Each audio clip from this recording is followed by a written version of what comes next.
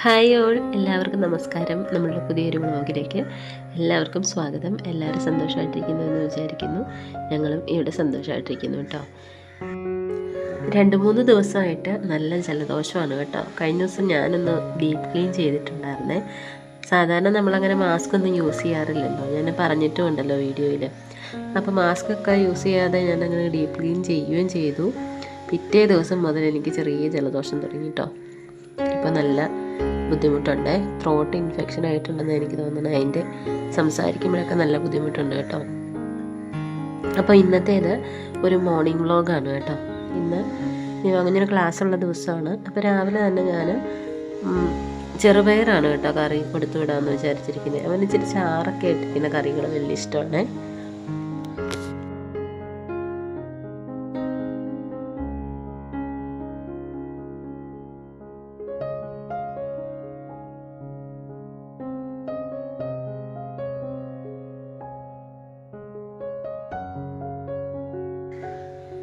ഇന്നലെ രാത്രി ചെറുപയർ വെള്ളത്തിലിട്ടിട്ടുണ്ടായിരുന്നു. രാവിലെ എഴുന്നേറ്റ് വന്നത് ചെറുപയറും അങ്ങ് വേവിക്കാനായിട്ട് വെച്ചു. അരിയും കൂടി അടുപ്പത്തിട്ടു കേട്ടോ.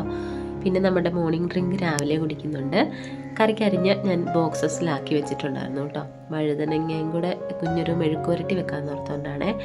കുഞ്ഞിന് മെഴുക്കുവരട്ടി ഇഷ്ടമാണ് വഴുതനങ്ങയുടെ. തോരനെ കഴിഞ്ഞു. അപ്പോൾ ഞാനിവിടെ കുറച്ച് 1 ഗ്ലാസ് ചൂടുവെള്ളം എടുത്തിട്ടുണ്ട്. അതിനകത്തേക്ക് ക്യാരറ്റും ബീട്രൂട്ടും കൂടെ ജ്യൂസാക്കി ക്യൂബ്സാക്കി വെച്ചിരിക്കുന്നതാണ് കേട്ടോ ഇട്ട് കൊടുക്കുന്നത്. അതിട്ട് കൊടുക്കുന്നുണ്ട്. പിന്നെ ഒരു പിഞ്ച് മഞ്ഞൾപ്പൊടി, ഒരു പിഞ്ച് കുരുമുളക് പൊടി, അത്രയും കൂടി ഇട്ട് കൊടുത്തിട്ട് 1 ടീസ്പൂൺ തേനും കൂടി ഒഴിച്ചിട്ട് രാവിലെ ഞാനിപ്പോൾ ചായക്ക് പകരം ഇതാണ് കേട്ടോ കുടിക്കുന്നത്. പിന്നെ നിവാങ്കുഞ്ഞിനെ വിട്ട് കഴിഞ്ഞിട്ട് സ്കൂളിൽ നിന്ന് വന്ന് ഒരു 9 മണിയൊക്കെ ആകുമ്പോഴാണ് രാവിലത്തെ ചായ ഇപ്പോൾ കുടിക്കാറുള്ളത് കേട്ടോ.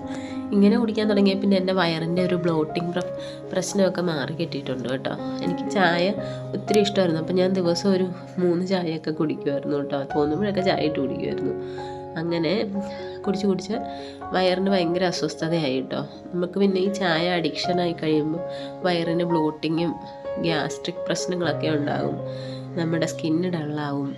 നമ്മുടെ കണ്ണിന് താഴെ കറുപ്പൊക്കെ വരാൻ തുടങ്ങും കേട്ടോ, ഉറക്കം കുറഞ്ഞിട്ട്. അപ്പം അങ്ങനത്തെ കുറേ പ്രശ്നങ്ങളൊക്കെ ഇങ്ങനെ ഒരുമിച്ച് വന്നു കഴിഞ്ഞപ്പോൾ എനിക്ക് മനസ്സിലായി ചായ കുടി അധികമായിട്ടാണെന്ന് എനിക്ക് തോന്നി. അപ്പം ഞാൻ പതുക്കെ ചായ കുടി അങ്ങ് കുറച്ച് ഇപ്പോൾ രാവിലെ എഴുന്നേൽക്കുമ്പം ഈ ഒരു ഡ്രിങ്കാണ് കേട്ടോ കുടിക്കുന്നത്. നല്ലതാണ് കേട്ടോ. പിന്നെ വഴുതനങ്ങ മെഴുകുവരട്ടിക്ക് അരിഞ്ഞ് വെച്ചിട്ടുണ്ടായിരുന്നു. പിന്നെ ചെറുപയറിലേക്കുള്ള മത്തങ്ങയും കൂടെ ഞാൻ അരിഞ്ഞ് വെച്ചിട്ടുണ്ടായിരുന്നു കേട്ടോ. നമ്മുടെ വീടിൻ്റെ പുറകിൽ ആയിട്ട് ഒരു പറമ്പിൽ മത്തൻ ഇങ്ങനെ ഉണ്ടായി നിൽപ്പുണ്ട് കേട്ടോ. അപ്പോൾ അതിൽ നിന്ന് കുറച്ച് മത്തയില കഴിഞ്ഞ ദിവസം ഞാൻ പറിച്ച് തോരൻ വെച്ചിരുന്നേ.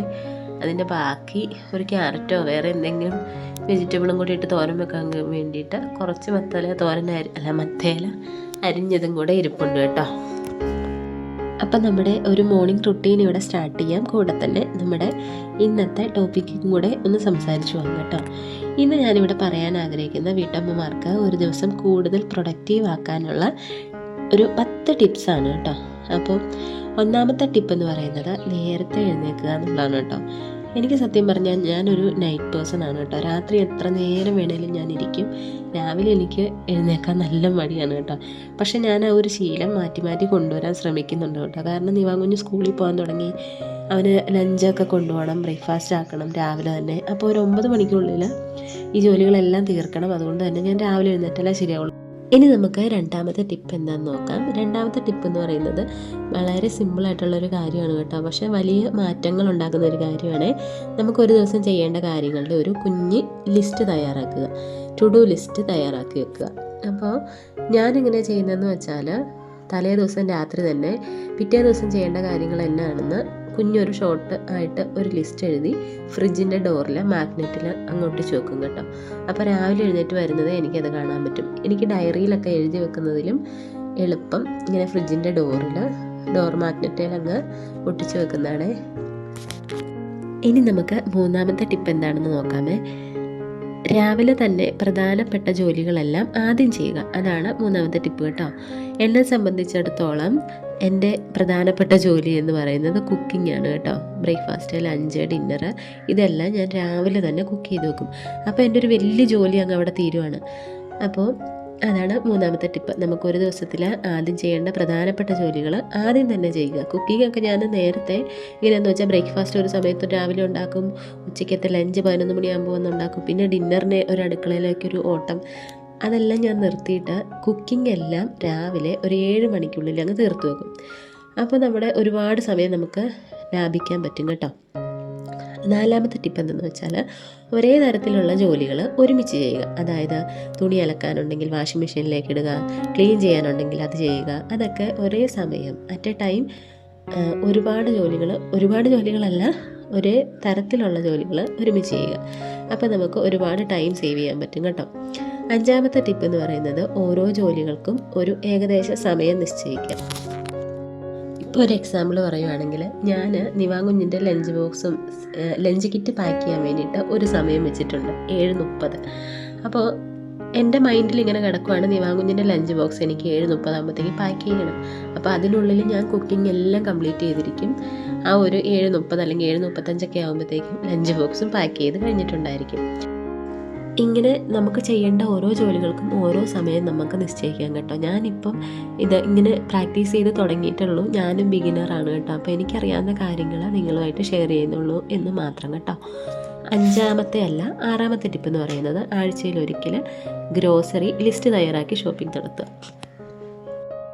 ഇവിടെ ഞാൻ എങ്ങനെയാണെന്ന് വെച്ചാൽ സാധനങ്ങൾ തീരുന്നതനുസരിച്ചിട്ടാണ് വാങ്ങിക്കുന്നത് കേട്ടോ. ഇപ്പം നിവാങ്കുഞ്ഞിന് ലഞ്ചൊക്കെ കൊണ്ടുപോകാനുള്ളത് കൊണ്ട് തന്നെ ഏകദേശം ഒരു വെള്ളിയാഴ്ചയോ അല്ലെങ്കിൽ ശനിയാഴ്ചയോ ഒക്കെ തീരുന്ന സാധനങ്ങളനുസരിച്ച് ലിസ്റ്റ് അനുസരിച്ച് അങ്ങ് മേടിക്കും. ഫ്രൂട്ട്സും വെജിറ്റബിൾസൊക്കെ അങ്ങനെ ലിസ്റ്റ് അനുസരിച്ച് വാങ്ങിക്കുമ്പോൾ നമുക്ക് ആവശ്യമുള്ള സാധനങ്ങൾ മാത്രമാണ് കേട്ടോ നമ്മൾ വാങ്ങിക്കുള്ളൂ. ഇനി ഏഴാമത്തെ ടിപ്പ് എന്ന് പറയുന്നത് നെക്സ്റ്റ് ഡേക്കുള്ള ഭക്ഷണത്തിനുള്ള തയ്യാറെടുപ്പുകൾ രാത്രി തന്നെ ചെയ്തു വെക്കുക. അതായത് നമുക്ക് ബ്രേക്ക്ഫാസ്റ്റിനും ലഞ്ചിനും ഒക്കെ വേണ്ടിയിട്ടുള്ള വെജീസൊക്കെ കട്ട് ചെയ്ത് വെക്കാം. ഇനി ജിഞ്ചർ ഗാർലിക് പേസ്റ്റൊക്കെ തയ്യാറാക്കി വെക്കുന്നവരാണെങ്കിൽ അങ്ങനെ ചെയ്യാം. ഞാനങ്ങനെ ഒരാഴ്ചത്തേനുള്ള വെജിറ്റബിൾസ് ഒന്നും കട്ട് ചെയ്ത് വെക്കാറില്ല കേട്ടോ. ഒരു ദിവസത്തേന് വേണ്ടത് തലേ ദിവസം രാത്രി കട്ട് ചെയ്ത് വെക്കും. അങ്ങനെയാണ് ഞാൻ ചെയ്യാറുള്ളത്. ഇനി എട്ടാമത്തെ ടിപ്പാണ് കേട്ടോ. ദിവസവും ഒരു 15 മുതൽ 20 മിനിറ്റ് വരെ വീടൊന്ന് ഒതുക്കി വെക്കാനായിട്ട് യൂസ് ചെയ്യുക. ഞാനത് മെയിൻലി ചെയ്യുന്നത് നൈറ്റാണ് കേട്ടോ.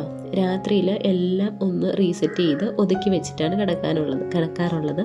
അപ്പോൾ നമുക്ക് പിറ്റേ ദിവസം അത്ര എളുപ്പമാണ് കേട്ടോ. പിറ്റേ ദിവസം നമുക്ക് സ്കൂളിലേക്ക് പോകുന്നതിൻ്റെ തിരക്കും അതിൻ്റെ ഇടയിൽ വീട് ക്ലീൻ ചെയ്യലും ഇതെല്ലാം ബുദ്ധിമുട്ടാകും. അപ്പോൾ രാത്രി അല്ലെങ്കിൽ നിങ്ങളുടെ ഇഷ്ടത്തിന് നിങ്ങളുടെ കൺവീനിയൻ്റ് ആയിട്ടുള്ളൊരു സമയം നിങ്ങൾക്ക് തിരഞ്ഞെടുക്കാം കേട്ടോ. ഇനി 9ാമത്തെ ടിപ്പ് എന്താണെന്ന് നോക്കാമേ. ഇടയ്ക്കിടെ നമുക്ക് ജോലികളുടെ ഇടയ്ക്ക് വെള്ളം കുടിക്കാനും ചെറിയ ചെറിയ വിശ്രമം എടുക്കാനും ഒന്നും മറന്നു പോകരുത് കേട്ടോ. പിന്നെ നിങ്ങളുടേതായിട്ടുള്ള ഹോബികളൊക്കെ കണ്ടിന്യൂ ചെയ്യുക. ജോലിയുടെ ഇടവേളകളിലും അല്ലെങ്കിൽ ജോലി തീർത്തതിന് ശേഷം നിങ്ങൾക്ക് ഇഷ്ടമുള്ള കാര്യങ്ങളൊക്കെ ചെയ്യാനായിട്ട് സമയം കണ്ടെത്തുക. എന്നെ സംബന്ധിച്ചിടത്തോളം എനിക്ക് ആർട്ട് ആൻഡ് ക്രാഫ്റ്റൊക്കെ ഒത്തിരി ഇഷ്ടമാണ് കേട്ടോ. പണ്ടൊക്കെ മ്യൂസിക്കൊക്കെ കേൾക്കുമായിരുന്നു, പാട്ട് പാടുമായിരുന്നു. ഇപ്പം അങ്ങനെ മ്യൂസിക് കേട്ടിരിക്കാനുള്ള സമയം സാവകാശമൊന്നുമില്ല. അത് കാരണം ഞാൻ ആർട്ട് ചെയ്യാറുണ്ട് കേട്ടോ. ആർട്ടും ക്രാഫ്റ്റും ഒക്കെ ചെയ്യാറുണ്ട്. അപ്പോൾ നിങ്ങൾക്ക് ഇഷ്ടമുള്ള കാര്യങ്ങളൊക്കെ ചെയ്യാനായിട്ട് കുറച്ച് സമയം എല്ലാ ദിവസവും ഒന്ന് കണ്ടെത്താൻ ശ്രമിക്കുക കേട്ടോ. എൻ്റെ ഒരു കൂട്ടുകാരി ചോദിച്ചു ബോറടിക്കില്ലേന്ന് കേട്ടോ എനിക്കിങ്ങനെ വീട്ടിൽ ഇരുന്നാൽ. എനിക്ക് ബോറടിക്കാനുള്ള സമയം എനിക്ക് കിട്ടുന്നില്ല എന്നുള്ളതാണ് സത്യം. ഇപ്പം ഞാൻ ഈ വീഡിയോ ഷൂട്ട് ചെയ്യുന്നതും വീഡിയോ എഡിറ്റ് ചെയ്യുന്നതും വീഡിയോ അപ്ലോഡ് ചെയ്യുന്നതും നിങ്ങളുടെ കമൻറ്റ് വായിക്കുന്നതും കമൻറ്റിന് റിപ്ലൈ കൊടുക്കുന്നതും എല്ലാം എനിക്ക് ഇഷ്ടമുള്ള കാര്യങ്ങളാണ്. അത് കാരണം എനിക്കങ്ങനെ ബോറടിക്കാറില്ല. ഇനി 10ാമത്തെ ടിപ്പ് എന്താണെന്ന് നോക്കാം. ദിവസാവസാനം പൂർത്തിയാക്കിയ കാര്യങ്ങൾ ഓർത്ത് സ്വയം അഭിനന്ദിക്കുക.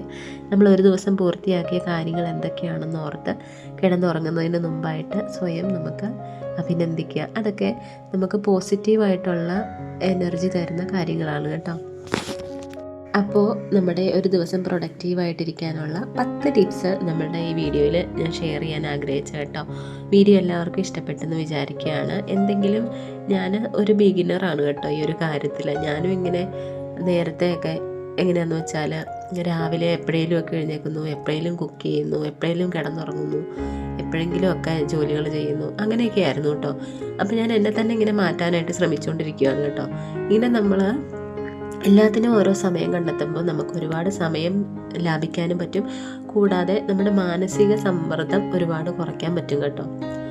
അപ്പോൾ നിങ്ങളും ട്രൈ ചെയ്യുക. ഇതുവരെ ട്രൈ ചെയ്യാത്തവരാണെങ്കിൽ ട്രൈ ചെയ്ത് നോക്കുക കേട്ടോ. അപ്പോൾ നമ്മളുടെ വീഡിയോ ഇത്രയേ ഉള്ളൂ. അതിനിടെ തന്നെ ഞാൻ ക്ലീനിങ് ഒക്കെ കഴിഞ്ഞിട്ടുണ്ടായിരുന്നു കേട്ടോ. ഫാനിലൊക്കെ അത്യാവശ്യം നല്ല പൊടി ഉണ്ടായിരുന്നു കേട്ടോ. പിന്നെ സെറ്റിയുടെ താഴെയൊക്കെ ആണെങ്കിൽ നിവാകുഞ്ഞിൻ്റെ കളിപ്പാട്ടമൊക്കെ കിടപ്പുണ്ടായിരുന്നു. അതെല്ലാം എടുത്ത് മാറ്റിയിട്ട് ക്ലീൻ ചെയ്യുന്നുണ്ട് കേട്ടോ. ഈ ഒരു പച്ച ചൂലില്ലേ, പ്ലാസ്റ്റിക്കിൻ്റെ ഇങ്ങനെ ഈ ഒരു ഷേപ്പിലിരിക്കുന്ന ചൂല്, ഈ ചൂല് കൊണ്ട് അടിച്ചു വരാൻ നല്ല എളുപ്പമാണ് കേട്ടോ. മഴക്കാലത്തൊക്കെയാണ് നമുക്കിത് ഒരുപാട് യൂസ്ഫുള്ളാണ്. നമ്മുടെ പുൽച്ചൂലൊക്കെ ആണെങ്കിൽ പെട്ടെന്ന് നനഞ്ഞ് കുതിർന്ന് ചീത്തയായി പോകുമല്ലോ. ഈ പ്ലാസ്റ്റിക് ചൂലാകുമ്പോൾ നമുക്ക് കഴുകി ഉണങ്ങി വെക്കാനൊക്കെ ആയിട്ട് ഒത്തിരി എളുപ്പമുണ്ട് കേട്ടോ. അങ്ങനെ ക്ലീനിങ് ഒക്കെ ഇവിടെ നടന്നുകൊണ്ടിരിക്കുകയാണ്. ഞാൻ ഒരു ടർക്കി വെച്ചിട്ടുണ്ടായിരുന്നു, എന്നിട്ടും എനിക്ക് ജലദോഷം പിടിച്ചു കേട്ടോ. നമ്മുടെ ബെഡിൻ്റെ സൈഡിലായിട്ട് ഞാൻ കുറച്ച് ഡെക്കറേഷനൊക്കെ ചെയ്തിട്ടുണ്ടായിരുന്നു. അടുത്ത വ്ലോഗിൽ അത് കാണിച്ചു തരാം കേട്ടോ.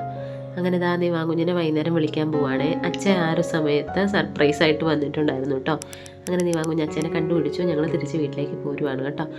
ഇന്നത്തെ ഈ ഒരു വീഡിയോ ഇത്രേ ഉള്ളൂ. നമുക്ക് അടുത്ത വ്ലോഗിൽ പുതിയൊരു വിഷയമായിട്ട് അല്ലെങ്കിൽ പുതിയ വിശേഷങ്ങളായിട്ട് നമുക്ക് വീണ്ടും കാണാം. അതുവരെ ബൈ. Thanks for watching.